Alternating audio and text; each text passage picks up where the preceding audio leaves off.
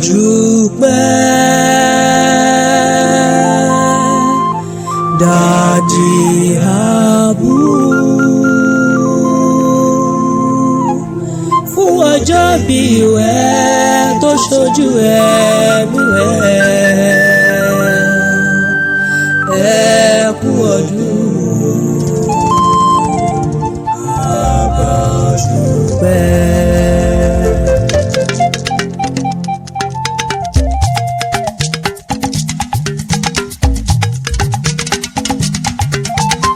Ọlọ́jọ́ ìbí òkú ọdún. Ọlọ́jọ́ ìbí òkú ọdún.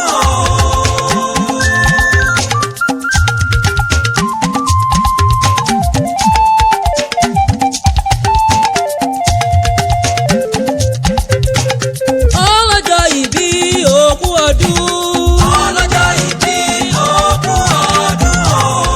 Bàbá ọdún pẹ́. Bàbá dúpẹ́.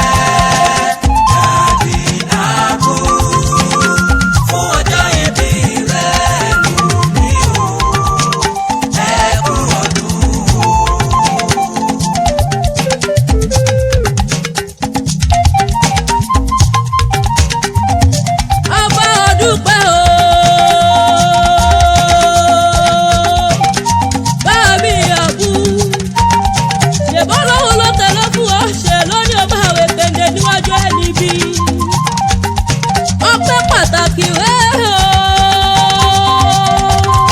lọ́wọ́ Ọlọ́run tó fún ọ lójú tó fi rí, lọ́wọ́ Ọlọ́run tó fún ọ létí tó fi gbọ́, lọ́wọ́ Ọlọ́run tó fún ọ lóhùn tó fi sọ̀rọ̀ létí gbogbo aráyé. A bá ọ dúpẹ́ o. Wọ́n fẹ́ tàbó ẹ má mọ̀ ṣe bínú pé mo pè é ló kọ, ṣèbá orúkọ náà ni, ṣèbá orúkọ náà ni wọ́n fi pọ̀ baládé tí fi ìjọba lórí gbogbo ayé. Èmi wá bàbá níwájú yìí o, ẹ kú ọdún o bàbá dáadáa. Ṣèbáwọn ọmọ tó lóun fún ọ nínú ẹ̀mí nínú ẹ̀rọ náà ní ìbáwọn kí ọ pé àṣeyí ṣàmọ́dún o.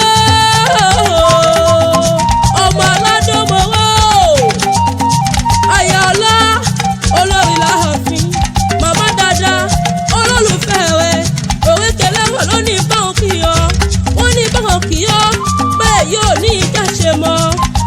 Ẹgbẹ́rẹ́ díwẹ̀ ooo tí mo gbéra rẹ̀ ló adó ilé ọmọ aládọ́gbòrò ilé ọmọ aládọ́gbòrò ọmọdé àdókù àdóyè ọmọ aládọ́gbòrò gègé kù mẹ́wọ̀ pa. Ṣèbáwọn bàbá tó bí ọlọ́mọ ló tàdó làjẹ́dó adó fún wa adó ìtàkùn ọmọ afẹ́kọ́ òjẹ̀ṣu ọmọ aládọ́gbòrò ọmọ eré òhò ní gbàgede. Ṣèbí wọn lọmọ alágbò dúdú fọbọlọjọ tó wọnú òkò tó di funfun. Ṣèbí wọn tún lọmọ abẹ́rẹ́ mẹ́ta ọ̀kọ́kọ́ ọ̀kọ́nu. Ṣèbí lẹ́yìn tó kù ni wọ́n fi wọ́n gbaṣọ. Dádì Àbú o. Ṣèbí ẹ̀yìn tún lọmọ ọlá ilé ọmọọṣẹ ọmọ àjànà o ọmọ ṣógun lòun ọmọ gidi ọlọ́fin. Ṣèbí ẹ̀yìn lọmọ ṣọ̀ṣẹ́ wọ̀ fọ́ ọmọ àkọ́fọ́gun mẹ́wọ̀lú ọmọ ìgbín kàkà ìbìtì kàkà ni wọ́n nílé bàbá tó bí ọlọ́mọ. Ṣèbí wọ́n tún lọ́mọ ìbìtì tí ògbójò lè pàpín ọmọ òkùtù lodò. Èbẹ́ yìí lọ́mọ sùn fọdọ̀ wá rí ọmọ alábàánímẹ̀kún ọmọ aládọ́mọ̀wọ́. Wọ́n fẹ́ tàbú o.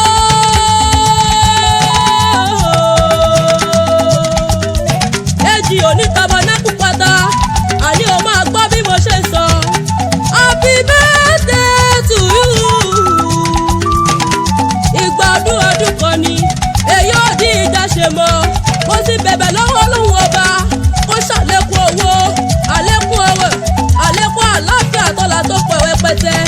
Iwájú lọ̀pá ibi tí rẹ̀ sí o. Iwájú lẹ́ ò máa lọ.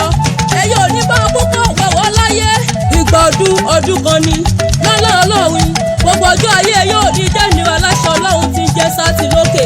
Tí wọ́n bá ní tajà káwù yìí ẹ sọ fún ọ pé ẹ̀rí àròyé Jésù ni. Ṣèbémi lọmọ onílé ọyẹ́ ọmọ ayédòdò ọmọ sáwọ ọgbẹ̀gí àròjòjòyè ọmọ adélé ọlá tèjì.